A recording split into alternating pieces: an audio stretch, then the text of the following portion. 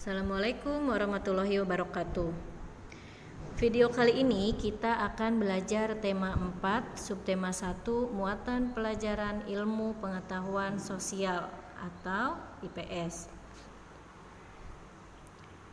Pengertian interaksi sosial. Interaksi sosial adalah hubungan timbal balik antara dua orang atau lebih.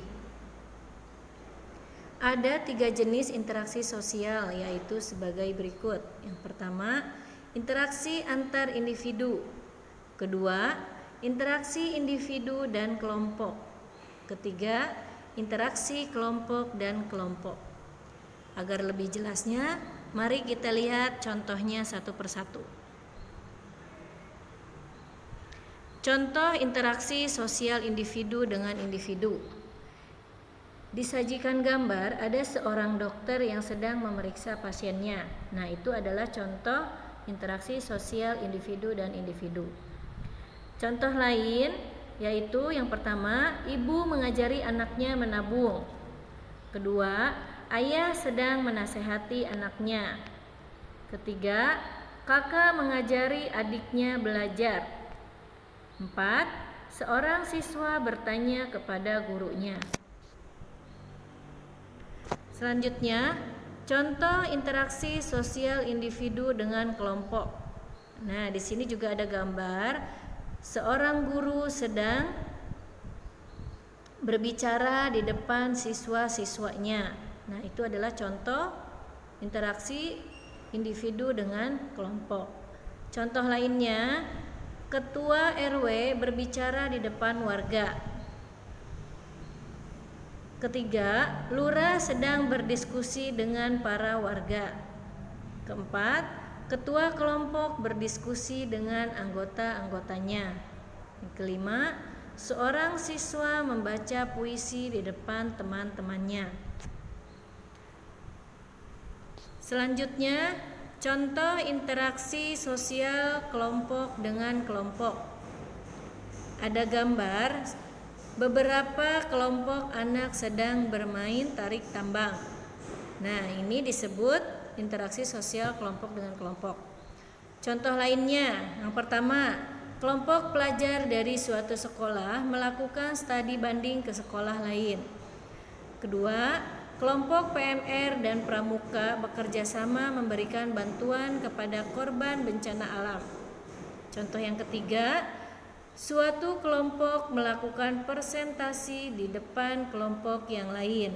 Nah, itu contohnya ya, contoh interaksi kelompok dengan kelompok. Kemudian, interaksi manusia dengan lingkungan alam. Interaksi manusia dengan lingkungan alam merupakan interaksi antara manusia dengan lingkungan yang terbentuk secara alami, seperti gunung, sungai, dan rawa. Contoh interaksi manusia dengan lingkungan alam. Pertama, manusia hidup dengan sumber makanan.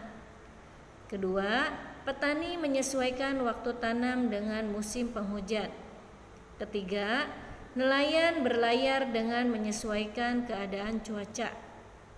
4. Manusia menghindari tinggal di daerah rawan bencana alam. Terakhir, petani mengolah tanah sebelum ditanami tanaman. Interaksi yang baik dapat mendukung terjadinya pembangunan sosial budaya di masyarakat. Dalam pembangunan sosial budaya, khususnya untuk menjaga lingkungan hidup agar tetap aman, nyaman, dan tentram, dapat kita lakukan dengan kegiatan berikut.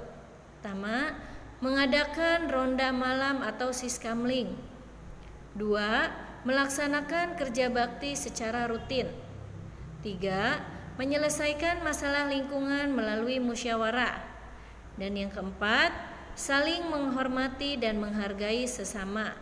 Nah, jika contoh itu kita lakukan dengan baik, maka interaksi itu bisa mendukung terjadinya pembangunan sosial yang baik juga. Terakhir, kita langsung ke latihan soal. Pertama, mengapa manusia harus menjalin interaksi sosial dengan orang lain? Jelaskan ya, kenapa?